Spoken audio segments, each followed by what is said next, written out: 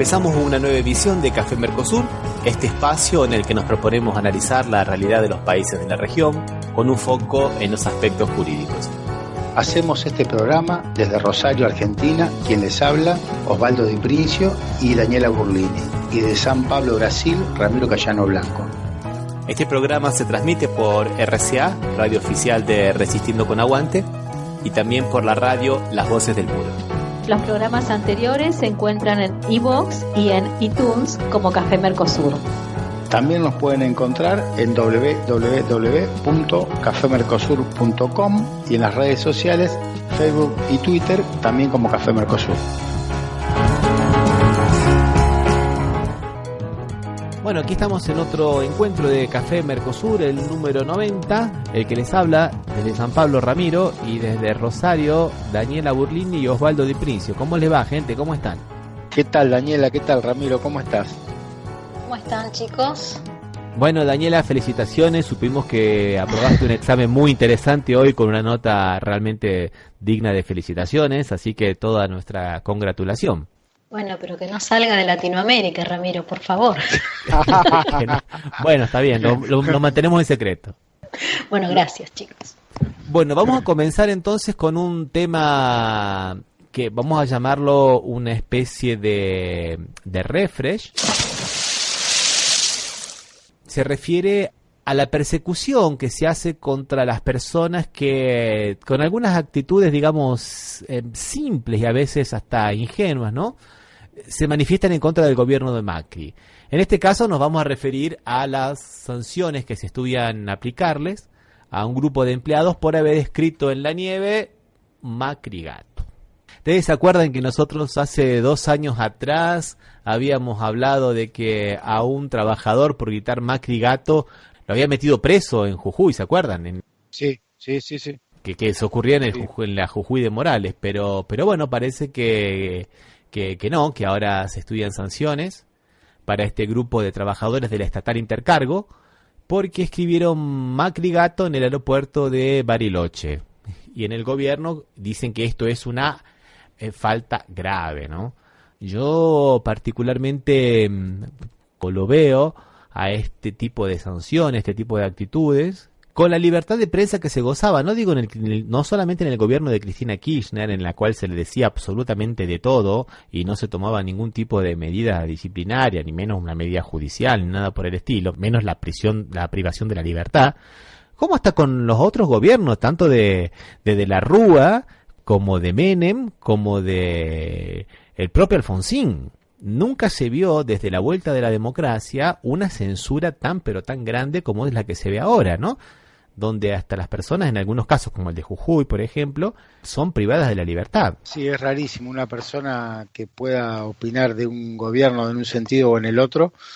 Nunca había pasado que sufrió esta persecución, y que no solo eso, que sufre la persecución de pérdida de libertad o detención, sino que no hay reacción de la sociedad. La sociedad lo entiende como hasta que parecería que pensaría que esas situaciones están bien, que es correcto y que es de acuerdo a derecho. Es interesante decir también que esto ocurre de un solo lado, ¿no? Porque mientras se prohíbe y hablar en contra de, no solamente de Macri, como de cualquier figura estatal, ellos siguen hablando de Cristina Kirchner y de los kirchneristas con los descalificativos que se le ocurren, ¿no? Sin ir más lejos, habíamos hablado en el anterior programa que el presidente en el mensaje a la nación la trató de loca a Cristina Kirchner, ¿no es verdad?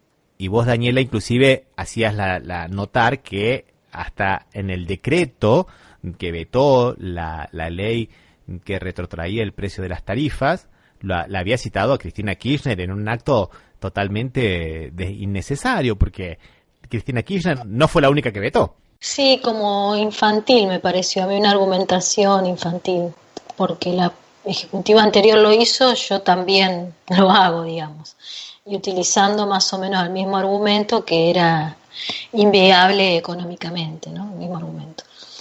La cuestión está que bueno, que se sigue cuestionando y se sigue basta entrar en los comentarios o de TN o del Grupo Clarín o de La Nación para ver la cantidad de insultos que se le hacen al kirchnerismo y a Cristina Kirchner, y bueno, y nadie toma ningún tipo de acción. Porque está bien, porque es la libertad de prensa. Las personas tienen derecho a expresarse y a veces es mejor pecar por permisivo y no caer en los extremos de ser represivos, ¿no? Sí, sí. Sí, de todas maneras no parecería que sea correcto que solamente se tome esa posición cuando se habla mal del gobierno anterior y no cuando se habla del gobierno actual, que le caen hasta con la pérdida de la libertad, que parecería que no fuera tan justo, por lo menos. Sí. Y bueno, no podemos dejar de asociar este hecho también con lo que ha pasado con el programa de la televisión estatal, que ahora parece que no hay problema con que haya intervención del gobierno. Antiguamente era un escándalo cuando se hacía alguna pauta publicitaria a favor del gobierno, se hablaba a favor del gobierno. Ahora el gobierno disciplina abiertamente y no pasa nada. Digo, el episodio de Cocineros Argentinos, ¿no? Que a uno de ellos lo desplazaron del programa porque un músico, un trompetista, hizo la famosa canción que ofende al gobierno, ¿no? De Mauricio Macri y alguna otra cosa más, ¿no? Que ni siquiera la cantó ni nada, solamente lo único que dijo fue el éxito del verano, nada más, pero como un chiste, diríamos, o como un comentario al margen, y que quedó como si hubiese sido que él mismo cantaba la canción, la repetía, qué sé yo. Bueno, lo desplazaron a él.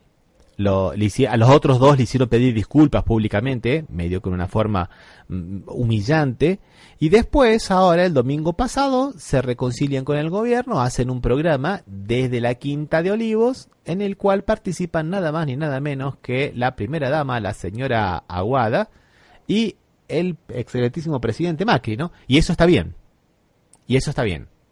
Es una cuestión interesante, ¿no? Porque insinuar un chiste contra el gobierno no se puede. Ahora, chupar las medias en un programa en la Quinta Presidencial de Olivos con el presidente y con todo eso no es política, ¿no? Son los nuevos tiempos que corren. ¿Qué les parece? Y estaba, ¿cómo se llama este personaje que dijo algo?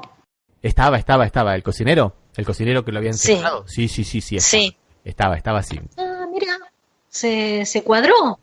Y claro, lo disciplinaron ahora el hombre. Entonces, bueno, ahora haciéndole propaganda a Macri se puede. Bueno, son los nuevos tiempos, ¿no? Y ya que estamos hablando de los nuevos tiempos, no puedo dejar de mencionar la operación que se montó el domingo a partir de TN, específicamente del programa de La Nata, con Infobae y el grupo Clarín y Perfil, queriendo adjudicarle la responsabilidad por la suspensión del partido amistoso que la selección argentina jugaría con Israel a Firmenich y a una agrupación llamada Argentinos para la Victoria, provincia 25. Y que supuestamente Firmenich habría creado esta agrupación, provincia 25, y habría organizado las protestas que hubo en el estadio de Barcelona, en la selección argentina, en las cuales se mostraron las camisetas de la selección manchadas de sangre, que no eran más de 8 personas, y que supuestamente eso amedrentó a los jugadores y que por eso no se realizó el amistoso. Y es todo mentira. Primero, que Firmenich nunca perteneció a la agrupación de Argentinos para la Victoria Provincia 25. Segundo, que la agrupación Provincia 25 tampoco participó de los eventos en Barcelona. Y después se insinúan que esa agrupación había sido creada por Cristina Kirchner cuando estaba en el gobierno y que le había pagado casas en el exterior a los militantes para poder perpetuarse en el poder, y que ese grupo está relacionado con el Hamas y con la Organización para la Liberación de Palestina. O sea, es un rosario de mentiras desde la primera palabra hasta la última, ¿no? Y bueno, y está en todos lados repitiéndola los trolls de Marquitos Peña, y el grupo hegemónico se replica por todos lados, ¿no? Y es una forma de actuar. Ya había pasado anteriormente, había pasado con el grupo Resistiendo con Aguante, hace unos 2 años atrás, ¿se acuerdan, gente? Que Lombardi le adjudicaba en el programa Intratables, le había adjudicado los problemas de toda la baja popularidad del gobierno y de la articulación opositora en el Congreso a este grupo Resistiendo con Aguante, ¿no? Y realmente no tenían nada que ver, y era simplemente una una hilación de mentiras, ¿no? Sí, no, pero nunca habían llegado tan lejos así de acusar a una agrupación diciendo que eran parte de Hamás y de no sé cuál otra organización de estas más problemáticas, diríamos, de Medio Oriente. No, porque esto inclusive trae consecuencias para todas las personas que de la agrupación, que si esto llega a trascender, que puedan tener problemas para viajar, para tener las visas en los países. Es una situación bastante complicada. Facundo Firmenich, ¿no? Colocó en su cuenta de Facebook que va a procesar justamente por eso, ¿no? Porque él no tiene absolutamente nada que ver, no organizó nada, no dijo absolutamente nada y bueno, es eso. Lo que pasa es que también hay un poco de bronca de Marcos Peña porque cuando fue a Estados Unidos una militante le dio una banana y esa militante en algún tiempo fue de Argentinos para la Victoria.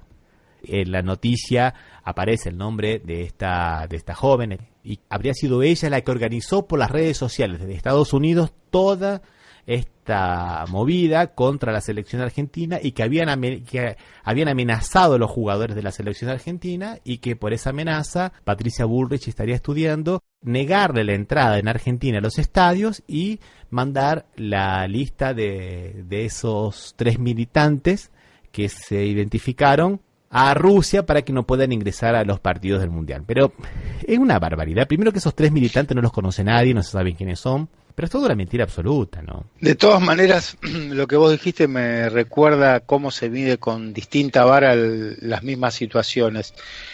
Cuando fue Cristina Kirchner a Estados Unidos y dio una exposición en una universidad, de estas clásicas o tradicionales que siempre nos dicen como que son donde tenemos que llegar nosotros, y hubo un militante del PRO que era reconocido como militante del PRO, que había viajado exclusivamente, que no era alumno de esa facultad, y no me acuerdo las preguntas que le hizo. Acá lo festejaron como si fueran los medios estos hegemónicos, tanto TN, Canal 13, La Nación, Clarín, Infobae, todo ese grupo, lo festejaron como si fuera un gran logro de la democracia, y ahora ante la misma situación la visión es totalmente distinta. Al contrario, buscan culpables.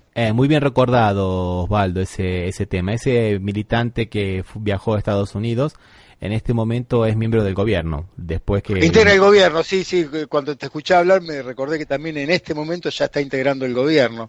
Pero en ese momento yo recuerdo cómo lo festejaban TN, lo repetían incesantemente que había pasado.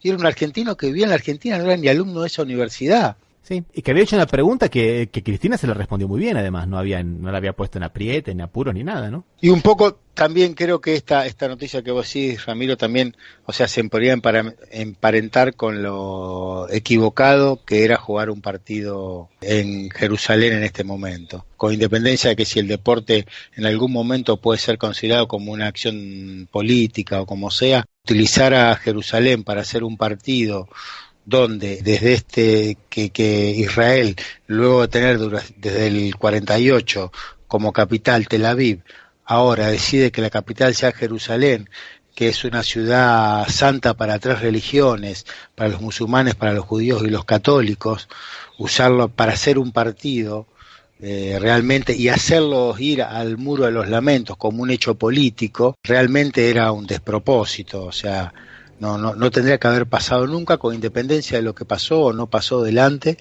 sin dejar de olvidar de lo terrible que es marcar organizaciones que no tienen nada que ver con una situación política que no está bien. Buenísimo lo que estás diciendo, Osvaldo, buenísimo, es totalmente cierto eso. Aparte, deportivamente no le suma nada a la selección de Argentina jugar un partido con Israel, que es una selección que no mide absolutamente nada. Era una simple cuestión de cábala, creo que si no me acuerdo, creo que en el 86 y en el 90 Argentina había jugado. Sí. En Haifa sí no habían jugado, pero lo terrible de esto no es tanto eso, sino que ahora se utilizaba el hecho político, lo hacía en Jerusalén, cuando hace poco Estados Unidos trasladó la embajada a Jerusalén y de lo que tengo entendido, no sé si el gobierno argentino no va a ser otro de lo que va a traer la sede de la embajada, uno de los que tiene posiblemente traer la sede de la embajada a Jerusalén, cuando es una ciudad que está en disputa y que había como un compromiso que era una ciudad para las 3 religiones. Realmente era un despropósito. Y jugar en el estadio que se llama Donald Trump.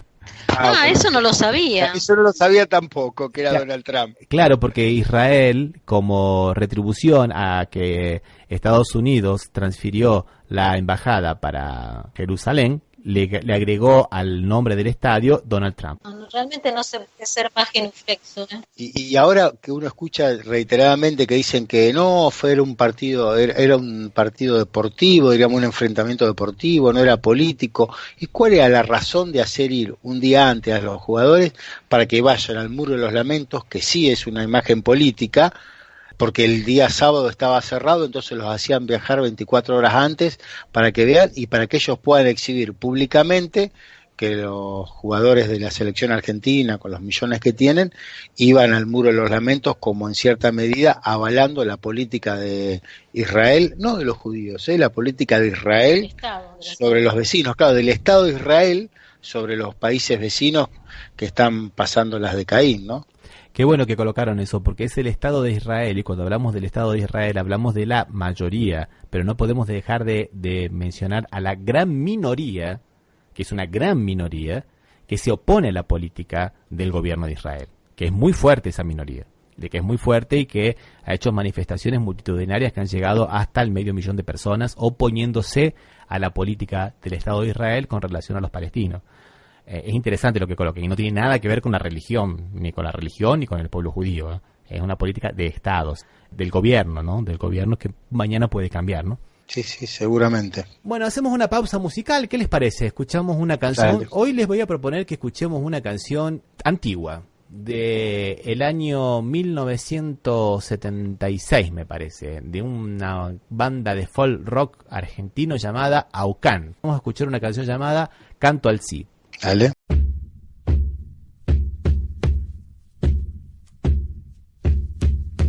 La luz del sol no se pierde, aunque las nubes la cierren. Y crecen las hojas verdes, donde las sombras no quieren. La fruta se pone tiempo para vestir su sabor.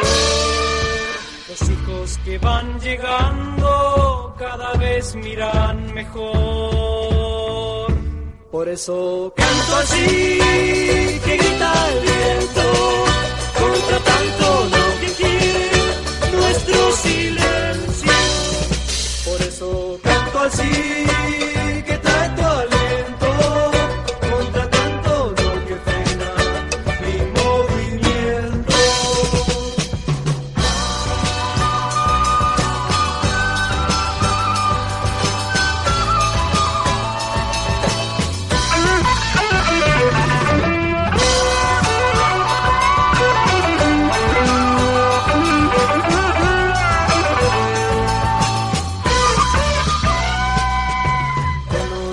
Entre el ruido las palabras del amigo y le ganamos al frío algún rincón y un abrigo.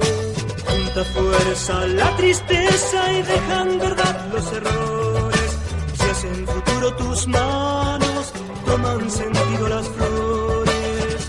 Por eso canto así, que grita el viento, contra tanto lo que quiere nuestro silencio.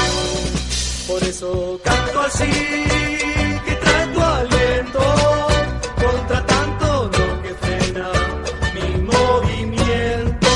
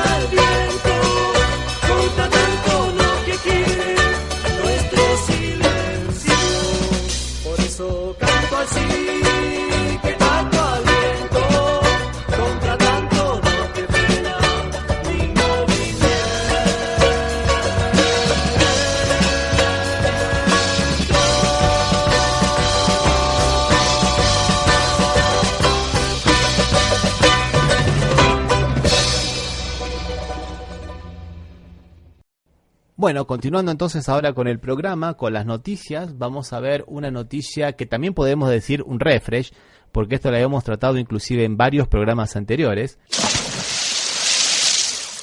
Y tiene que ver con las pedaladas fiscais, que se dice acá en Brasil, o que podríamos nosotros traducir como las bicicletas contables, que le adjudicaron a Dilma Rousseff como motivo del impeachment, ¿no? Ahora tenemos nuevas noticias. Una pericia pedida por la Comisión Especial del Impeachment en el Senado entregó recién ahora, la verdad fue el día 27, hace 2 semanas atrás, un laudo de un trabajo que apunta que la presidenta Dilma Rousseff no cometió los actos por los cuales se la destituyó. O sea que ella, directa o indirectamente, no participó en esas, digamos, son como si fueran unas tramoyas contables. En realidad significa pasar para más adelante gastos que se tendría que hacer ahora, que todo el mundo los hace, que los gobernadores la hacen siempre, y que justamente después que Temer asume el poder, también realiza estas bicicletas contables, y cuando lo descubren, ahí lo convierten en ley y ahora están permitidas, ¿no? Pero ese fue el único motivo por la cual la destituyeron a Dilma Rousseff, y habíamos analizado nosotros en su momento que en realidad no constituía ningún tipo de delito, y menos, pero mucho menos lo que se le acusaba, que era la única causal para la destitución, que era la improbidad administrativa. ¿Recuerdan, no? ¿Qué sería la improbidad, Ramiro? Bueno, es una especie de delito muy especial, por eso que es la causal de juicio político. Si fuera un delito común, por ejemplo, los presidentes, gobernadores y ministros son juzgados por la Suprema Corte de Justicia, o sea, por el Superior Tribunal Federal. Pero estos delitos de improbidad son delitos mucho más graves, son los delitos de un pésimo administrador, cuando causan grave perjuicio a la nación por improbo, digamos, ¿no? Por improbo, o sea, acá en ningún momento hubo eso, En realidad esto de la improbidad viene, como habíamos visto en su momento, desde el año 37, que se le había acusado a Getúlio Vargas, y se sanciona la ley del año 42, que tampoco tipifica muy bien que esta improbidad, y bueno, y ahora la han resucitado con Dilma Rousseff para inventar el impeachment, ¿no? Para inventar esta destitución parlamentaria, pero realmente no había ningún objeto jurídico para llevarlo adelante. Y ahora un laudo técnico dice eso, ¿no? Más allá de la lectura que nosotros hacíamos en su momento, ahora un laudo técnico. Y lo que es interesante es la voz de todos los periodistas de los medios hegemónicos que militaron la destitución, tener ahora que decir que no se concretó la causal, digamos, de la destitución. ¿Lo escuchamos? Dale. A comissão do impeachment recebeu hoje o resultado da perícia nos documentos do processo. Os técnicos concluíram que as chamadas pedaladas fiscais não tiveram a participação da presidente afastada. Não participou das chamadas pedaladas fiscais. Uma perícia de técnicos do Senado isentou Dilma Rousseff das chamadas pedaladas fiscais. Peritos do Senado concluíram que Dilma Rousseff não cometeu as chamadas pedaladas fiscais, ou seja, operações de crédito entre bancos estatais e o governo federal. Não viu participação direta dela nas pedaladas, que é o principal argumento usado para justificar o pedido de impeachment. Bueno, una buena mala noticia, ¿no, gente? Una buena noticia porque quiere decir que nosotros estábamos correctos en nuestro análisis, ¿no? Y una mala noticia porque a través de una mentira, que ahora comprobadamente una mentira, le ha costado el cargo a Dilma Rousseff, ¿no? Lástima el resultado, ¿no? De algo que no es cierto o que no fue un delito, termina destituida una presidente. Sí, es verdad.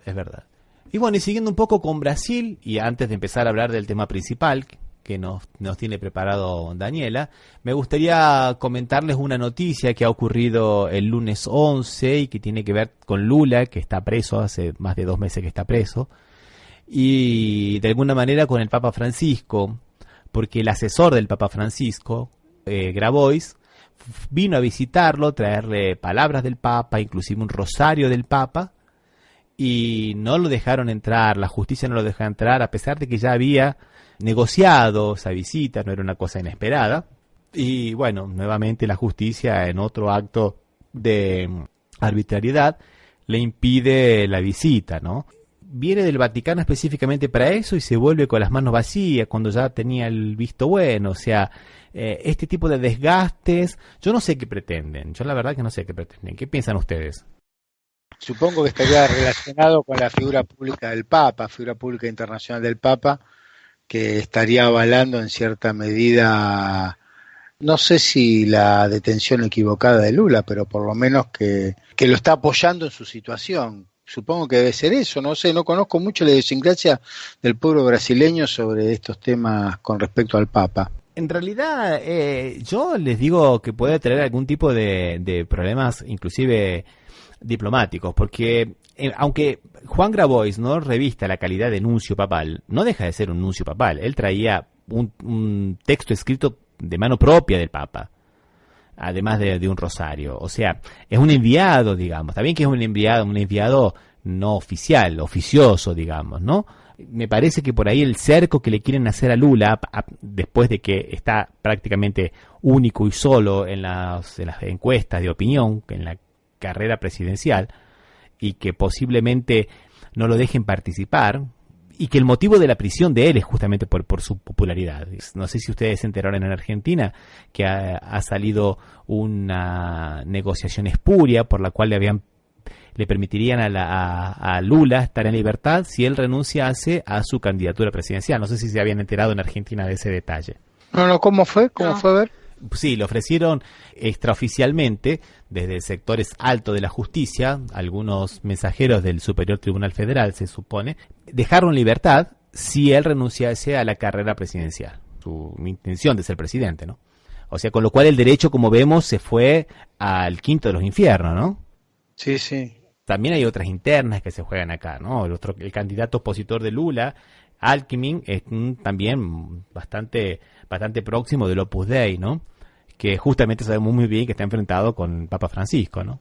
Ah, sí, y ahí está la relación, de alguna manera. Y yo creo que todo influye, ¿no? ¿Qué opinan ustedes? Sí, ideológicamente el Opus Dei no parece condecir con lo que la idea que pregona el Papa Francisco en estas circunstancias. O sea, yo no sabía si había un enfrentamiento o no, pero bueno, que esto evidentemente, ese sector de la iglesia más conservador es el que tiene preeminencia en Brasil, sería más o menos. No. Acá en Brasil, digamos, la Confederación Nacional de los Obispos, la famosa CNB, porque obispo en portugués se llama bispos, es prácticamente más progresista, ¿no? No tiene nada que ver con el Opus Dei, pero sectores del Opus Dei, como siempre, sabemos que tienen mucha influencia en sectores, estamentos muy influyentes en la política, ¿no? Y en este caso, sí. Alckmin, ¿no? Que es gobernador de San Pablo y candidato a presidente, que tiene apenas 6% de intenciones de votos. O sea, Alckmin participó en las elecciones del 2008 contra Lula y tenía 29%, ahora tiene 6%. O sea, no es ni sombra de aquel que fue, ¿no? Me parece que hay un mix interesante en todo esto, ¿no? Y te pregunto, porque bueno, el tema del nuevo jingle que lanzó Lula. ¿Lula puede, estando preso, postularse? Supuestamente sí. Para algún sector de la justicia, no.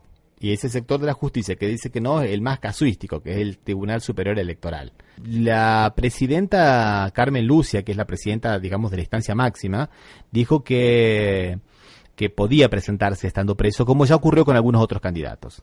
Pero ya salieron algunos ministros del Superior Tribunal Electoral diciendo que ellos no reconocían la autoridad del Superior Tribunal Federal, o sea, hay una especie de sublevación, digamos, y que Lula no podía ser candidato porque tenía el legajo sucio, ¿no? Como le dicen acá, la ficha suya, ¿no? El legajo sucio. Pero no tiene condena. Tiene condena en segunda instancia, por eso que está preso, no tiene condena definitiva, no tiene condena... Pero ¿está inhabilitado? Entonces, eso es lo que no se sabe. Eso es lo que está en discusión. Para un sector de la justicia dice que no está inhabilitado porque todavía le caben recursos posibles de revertir esa sentencia. Y otros dicen que ya con sentencia en segunda instancia ya estaría inhabilitado. Y te pregunto, ¿por qué políticamente insiste tanto el partido en que sea él el candidato? Porque no hay otro candidato. El partido no tiene otro candidato. No tiene y no deja de tenerlo, porque el ex intendente de San Pablo, que también fue ministro de Educación de Lula, Haddad, saltó de 3 puntos en las encuestas a 11 cuando la posibilidad era el apoyo de Lula. O sea que Lula desde la cárcel puede tranquilamente indicar, o no digo quién podría ser el próximo presidente, pero por lo menos quién llega al segundo turno para una disputa directa por el presidente, en un balotaje, ¿no? Una de las estrategias que yo había escuchado que llevaba el Partido de los Trabajadores, o Lula particularmente, era de que mantenerse el mayor tiempo posible como candidato para llegar a un momento en que es muy cercano a la elección, él señalar con el dedo a quién sería el candidato del Partido de los Trabajadores. He escuchado que había una de las líneas dentro del Partido de los Trabajadores, era esa, o sea, pues de que explicaban esta situación de él seguir siendo considerado candidato a la elección presidencial, para cuando ya sea inevitable o se lo hayan rechazado todos los recursos planteados, él decidir y intentar trasladar esa imagen positiva en otro candidato, que por lo que vos decís podría llegar a ser este candidato que está aumentando en las encuestas, posiblemente, digo, ¿no? Sí, es muy posible, Osvaldo, que sea así. Sí, quien hace esa lectura es una lectura muy real. En realidad es muy difícil saber qué es lo que piensa Lula. Lo que sí sabemos es que hace 68 días que está preso y que justamente es por causa de eso, es porque sigue siendo la figura central dentro de la política brasileña, ¿no? Bueno, escuchamos una canción y después vamos a hablar del tema que nos tiene preparado Daniela. Daniela, ¿qué escuchamos? A ver. Vamos a escuchar un tema de Tongo, Machirulo, escóndete.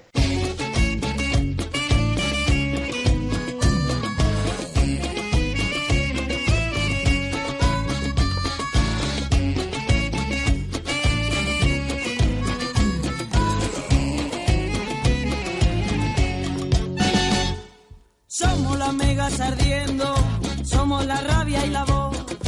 Hemos venido a cantaros que se acabó la opresión. Somos el eco que rompe toda verticalidad. Siguen vibrando los vientos de osadía y libertad. No voy a guardar silencio, no he nacido para callar.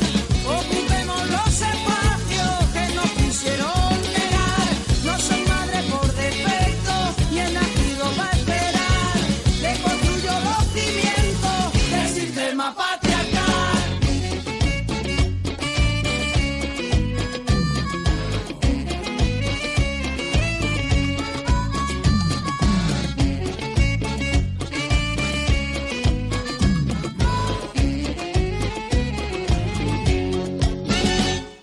Somos quien nunca se rinde, quien alza una rebelión, una gran ola que embiste este sistema feroz, desaprendiendo el camino, construyendo al caminar.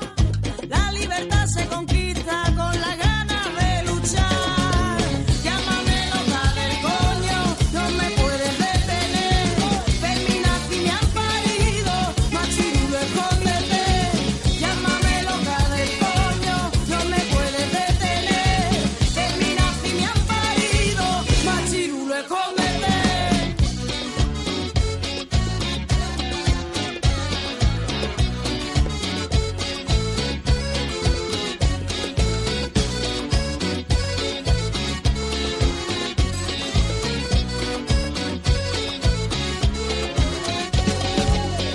Como personas, mujeres y feministas que somos, exigimos que no se nos mate, agreda o viole por prepotencia machista. No se nos acose, juzgue ni ofenda por el mero hecho de transitar por la calle, la ropa que llevemos o dejemos de llevar o por ser mujeres. No se nos cosifique como si fuéramos un objeto sexual a disposición del hombre. No se nos esclavice moralmente por medio de los cánones establecidos por una sociedad patriarcal. No se nos someta a una dedicación exclusiva o desproporcional en quehaceres domésticos, gestión y administración de la casa. No se menosprecie nuestro físico por no maquillarnos, no ponernos lencería fina, no estar delgadas o no depilarnos solo para complacer al machismo. Llámame loca del coño, no me puedes detener. Feminaz y me han parido, machirulo, escóndete. Llámame loca del coño, no me puedes detener. Feminaz y me han parido, machirulo, escóndete.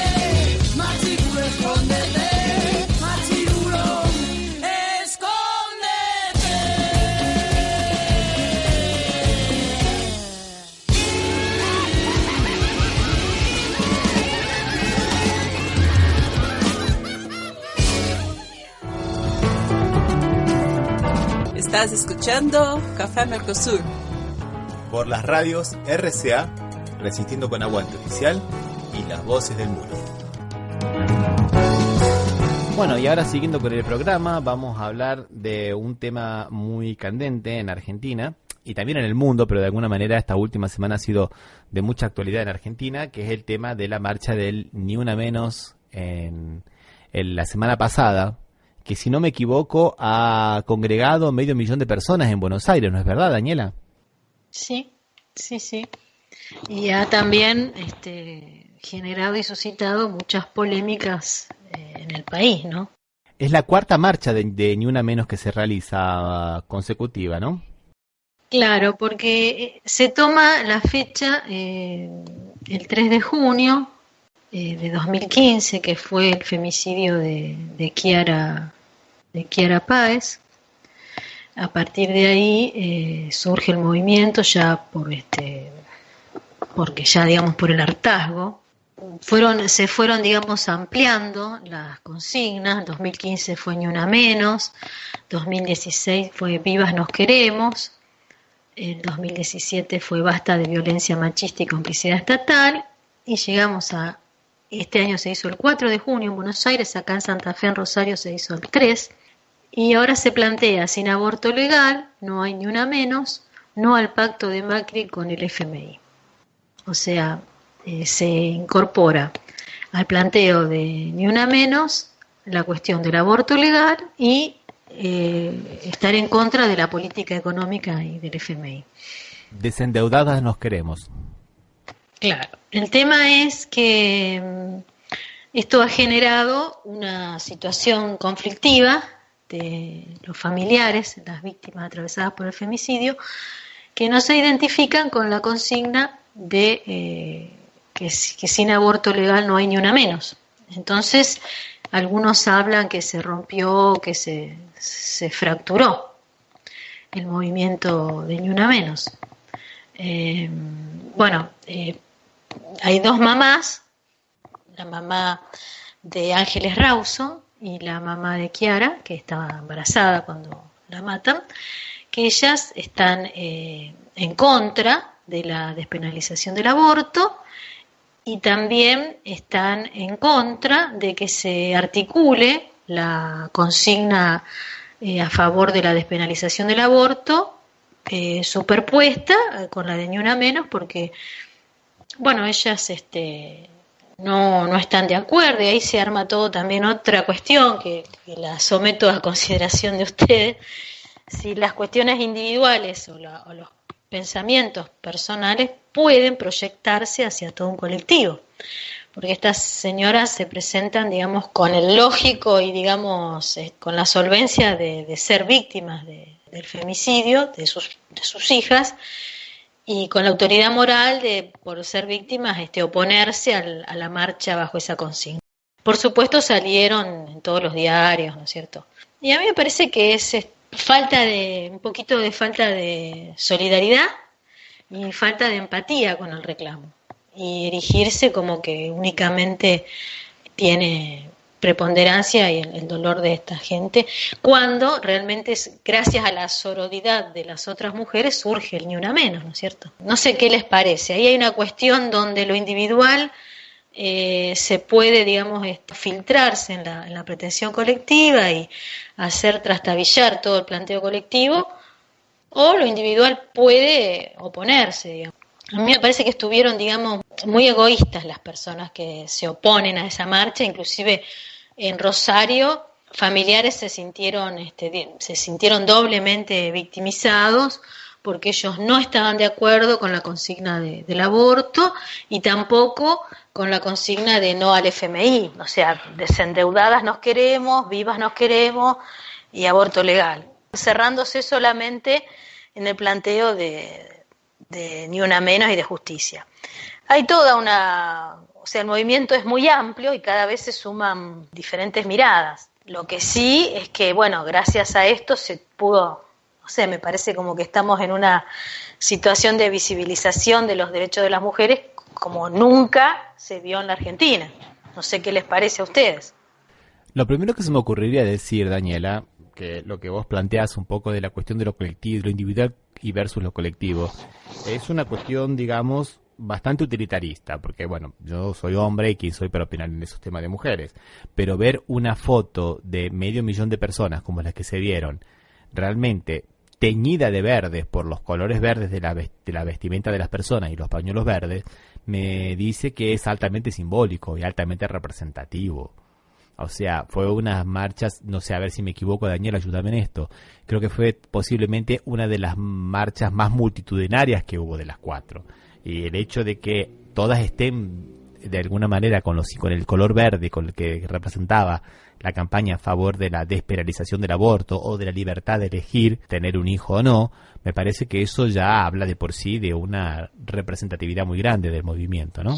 Sí. Se fue cada vez ampliando y ampliando y ampliando. Pero bueno, desgraciadamente los medios pusieron la foto de estas dos mamás que salieron de alguna manera a militar en contra, ¿no es cierto?, del aborto. Y otra cosa que también me gustaría apuntar aquí un poco a través de mi experiencia aquí en Brasil, pero también por lo que creo que vas a corroborar que ocurre en Argentina, que el tema del desendeudadas nos queremos no es una consigna política, es una consigna feminista, porque tal como ocurrió en Brasil post golpe de Dilma Rousseff y post digamos achicamiento del Estado y de las políticas sociales, las que más padecen son las mujeres.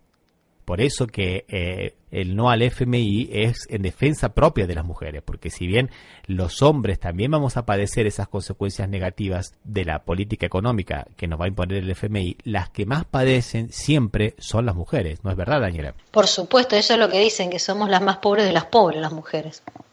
Exigen el no pago de la deuda externa y en su lugar mayor presupuesto para la implementación de políticas de género que contribuyen al cumplimiento de nuestros derechos. La deuda es con nosotras. Estamos acá contra el ajuste del neoliberalismo magro que implementan Macri y los gobiernos provinciales. Es muy amplio el movimiento e incorporan las trabajadoras del subte, de Telam, de Radio del Plata, las docentes del INTI, del Posadas, de la línea 144, la lucha de los trabajadores y trabajadoras del Estado. Apoyamos todas las luchas contra el techo salarial que pretende imponer el gobierno, con el silencio cómplice de la burocracia sindical. Exigen apertura de las paritarias y rechazamos el techo salarial que nos quiere imponer un aumento muy por debajo de una inflación que en lo que va del año ya supera el 10%. Basta a la precarización laboral, basta y exigimos paro general ya. Rechazan la forma de violencia laboral, o sea, es todo un documento que excede el planteo, digamos, de la justicia por cada caso individual de las mujeres víctimas de femicidio. Piden por las migrantes también, por las mujeres con HIV, con las enfermedades de transmisión sexual, porque hay una reducción de presupuesto muy importante, no se garantiza la prevención y la profilaxis. Basta de represión, libertad para los presos políticos. También se ofendieron los familiares porque pedían libertad a todos los presos políticos, libertad a Milagro Sala y a todas las compañeras de la Tupac presas. Esto generó mucho resquemor en familiares víctimas de femicidio. ¿Qué tienen que ver, decían, los presos políticos con nosotros? Basta de gatillo fácil, contra la trata de personas, el Estado genocida en territorios indígenas, basta de femicidios y travesticidios. O sea, es muy amplio el documento. Basta de violencia ginecológica, es amplísimo, ¿eh? Esa polémica que vos estás comentando, Daniela, sí, yo creo que la entiendo de alguna manera, pero claro que no la comparto, ¿no? Porque parece que el tema de las mujeres tiene que ser estrictamente los temas femeninos. Me hace acordar un poco, nosotros tenemos un compañero aquí en la universidad que es una persona inteligentísima, es negro, y él tenía problemas porque él quería investigar temas generales de la sociedad y no temas de negros, pero parece que los negros solamente pueden hablar de negros y no dar su mirada claro, particular sobre temas de la realidad, y lo que vos me estás diciendo es lo mismo trasplantado al tema de las mujeres. Parece que las mujeres solo pueden hablar de temas de mujeres, no pueden, cuando ellas tienen una visión propia, que es la visión femenina sobre los otros temas, no sé, ¿qué claro, sí, eso que decís vos es tal cual, sí. Parecería como que molesta que sea un movimiento con una plataforma muy amplia, ¿no es cierto? Porque como es un movimiento representa muchos sectores y parecería como que planteo, ¿viste eso que decía, no, sin partidos políticos, una marcha sin... Y parecería como que el nombre partido político desmerece el reclamo. El reclamo no es neutral, el reclamo es político. Eso es lo que por ahí falta, me parece, comprender a los familiares. Que las muertes de sus familiares, de sus hijas, de sus hermanas, no es una muerte neutral, es una muerte política. Es un hecho político que un varón mate así como mata por considerar propiedad a una mujer. Por eso tiene un tratamiento especial, no es un homicidio simple. De todas maneras, o sea, la opinión mayoritaria del colectivo estaba de acuerdo con sacando, no sé si exclusivamente o estas dos mamás, las mayorías estaban todos de acuerdo en que realmente... Lo que pasa que lo que pasa es que hay un grupo porque ni una menos hay un colectivo feminista muy grande y hay familiares víctimas de femicidio. Sí. La ruptura se hace con los familiares, no es que se hace. Se hizo notar la rispidez con los familiares, que de alguna manera es como, viste en las peleas, que en las movilizaciones, quién pone la bandera en el mejor lugar. Sí, quién toma el centro, sí. Eso es muy, muy de nuestro país, ¿no? ¿Quién lleva la bandera adelante? Entonces, ¿cómo van a poner la bandera adelante contra el FMI? No, que tenemos que, ¿entendés? No, nosotros queremos que vaya primero la bandera de ni una menos y basta de femicidio, ¿me entendés? Sí, un poco esa fue me parece, me puede escapar alguna cosa, pero las consignas eran esas, que se incorporaron. Aborto legal y no al Fondo Monetario y ni una menos. Ese fue lo que cambió de 2018, digamos. Bueno, les propongo que escuchemos una canción y después seguimos hablando del tema. ¿Qué vamos a escuchar, Daniela? ¿Qué nos trajiste? Vamos a escuchar La Batalla Invisible de Mabel Flores, que habla de la sororidad entre las mujeres y cómo se recomponen las mujeres a través de los hilos que se tejen entre hermanas y a través de la sororidad después de una relación que las deja devastadas. Vamos. Dale.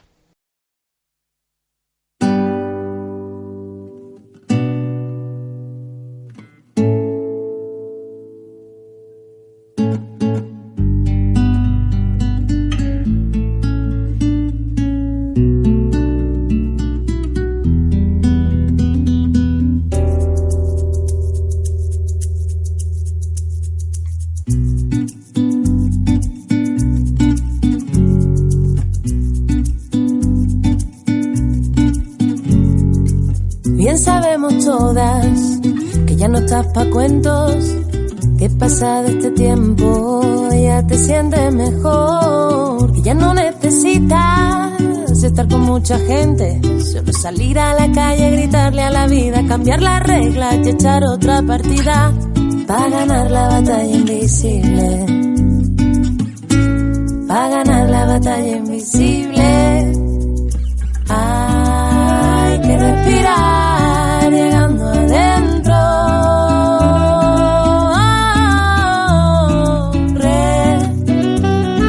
recuperar lo que era nuestro,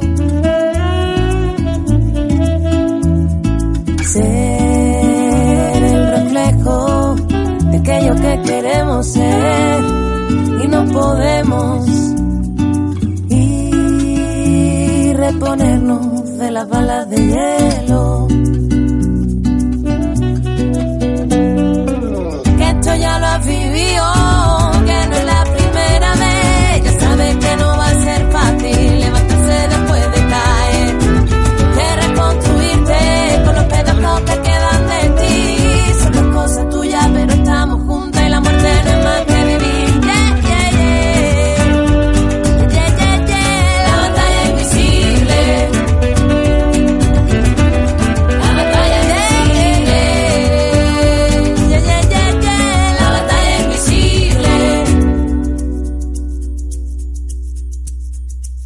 Abramos ese vino y de no hay nada que celebrar. No te marches ahora, primita, que ya llegan las demás. A la que la red de hermanas que tienen como arma la sororidad. tratar sin invasiones de curar tus heridas, vestirte la piel y arrancar las mentiras para ganar la batalla invisible, para ganar la batalla invisible. Hay que respirar llegando adentro,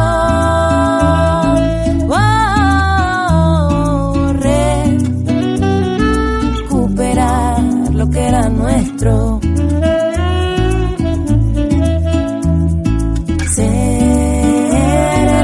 De aquello que queremos ser y no podemos, y reponernos de las balas de hielo.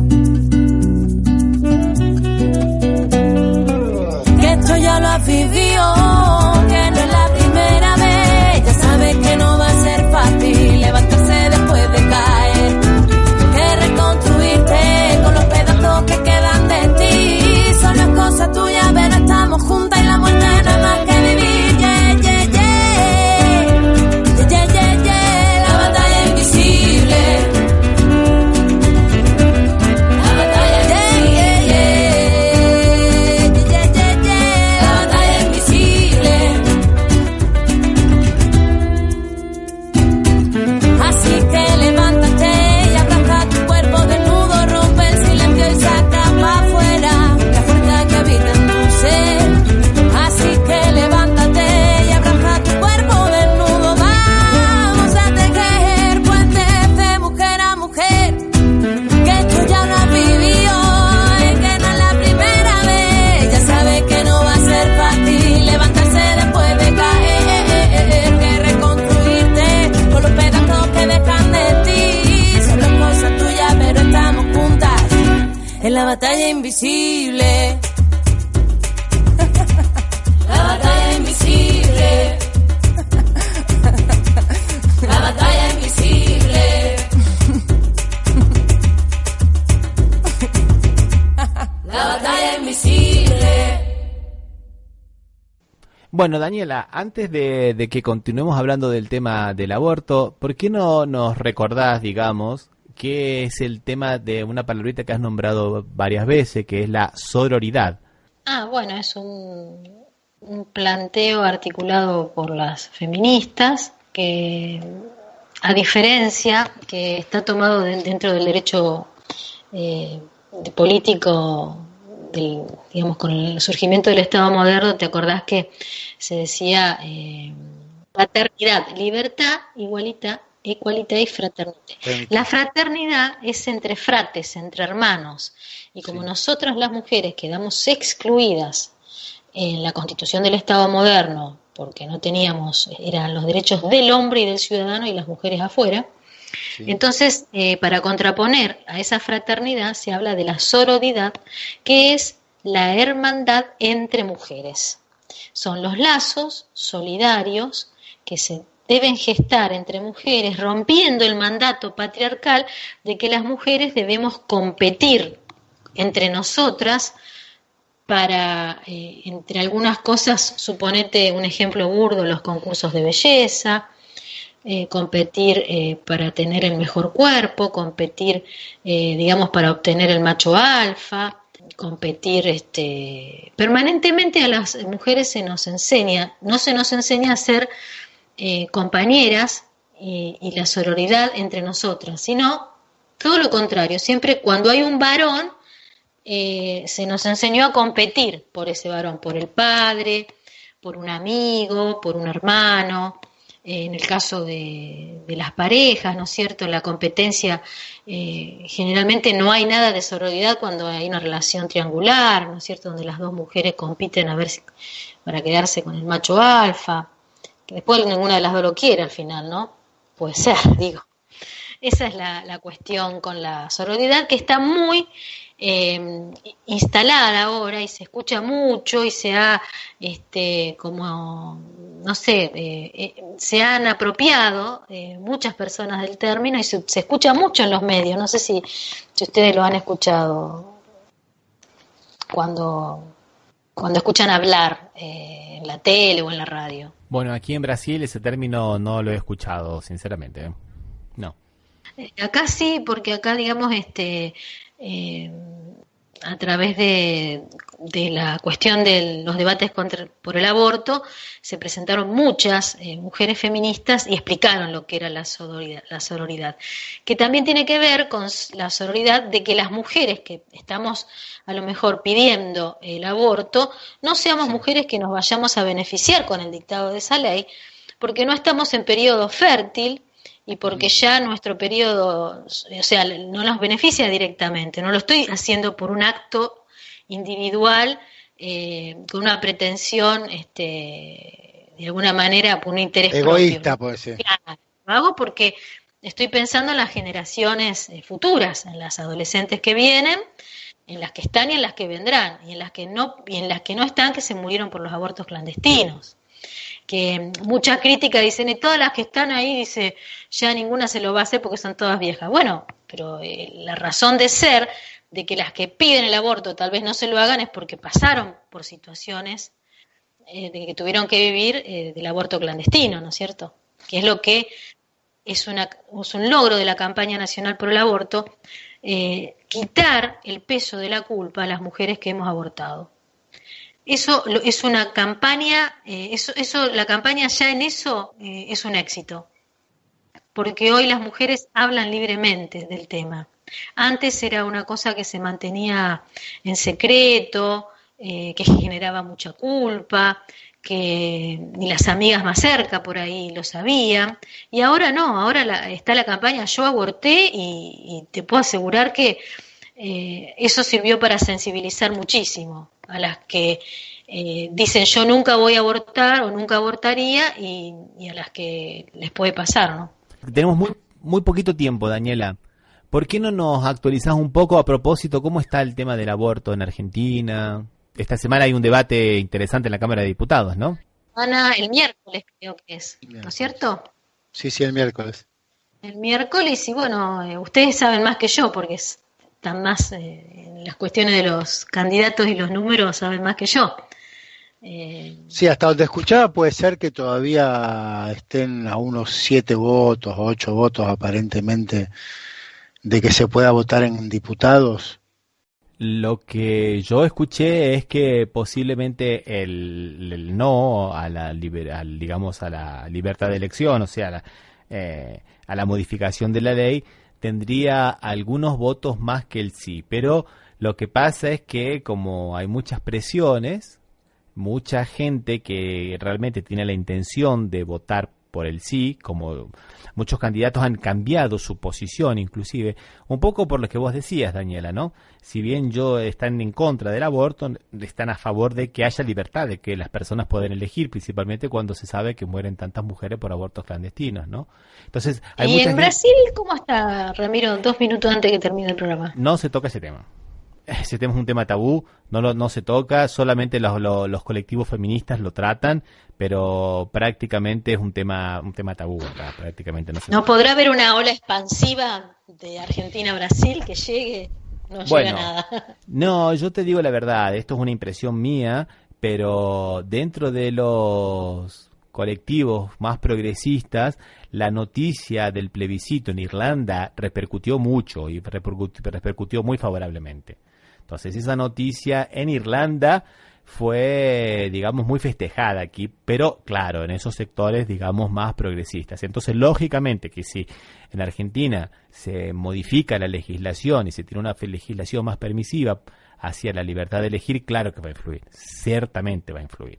De hecho, ya el cambio de legislación en Uruguay ha cambiado un poco la mentalidad acá también, ¿no? Porque ya hay datos más empíricos, ¿no? Sabemos que bueno, que no hay más abortos y hay menos muertes, ¿no? Eso es un dato que es irrefutable, ¿no? Sí, que también lo de Irlanda evidentemente ha sido un golpe a favor, diríamos, por el tema de que Irlanda es un país tradicionalmente y unánimemente católico, ¿no? Que tenía la mayoría de la población profesa esa religión y sin embargo votaron una ley a favor de la no punibilidad. Y masivamente votaron, ¿no, Osvaldo? Sí, no, por eso realmente habrá sido un golpe. 70%, ¿no? Y en Brasil, que la posición es de la religión, la de religiosa es la que más contra presenta, o directamente en los sectores más conservadores directamente ni se les ocurre tratarlo. Es un tema que no se discute, no está en la pauta, Osvaldo, ese es el problema, no está en la pauta. Posiblemente si si con lo de Irlanda se empezó a hablar, si alguna cosa llega a ocurrir en Argentina, va a entrar en pauta seguramente. Por eso me parece muy buena tu pregunta, Daniela. Creo que va a favorecer bastante el debate. Más allá de que salga o que no salga, me parece que son cuestiones que hay que debatirlas, está muy bueno. Sí. Claro. Bueno, dejamos por aquí entonces, se nos ha acabado el programa. Recordamos, qué rápido, recordamos que este programa se emite por las radios RCA, Resistiendo con Aguante Oficial, y Las Voces del Muro. Y que nos pueden seguir por las redes sociales Facebook y Twitter como Café Mercosur. Y también nos pueden escuchar en Radio CUT y en Resistiendo con Aguante, ¿no, Ramiro? Sí, pueden buscarnos en Radio CUT como Resistiendo con Aguante, y también pueden visitar nuestra página. Ah, cierto. www.cafemercosur.com. Gente, hasta la próxima, un abrazo. Hasta la próxima. Hasta la próxima.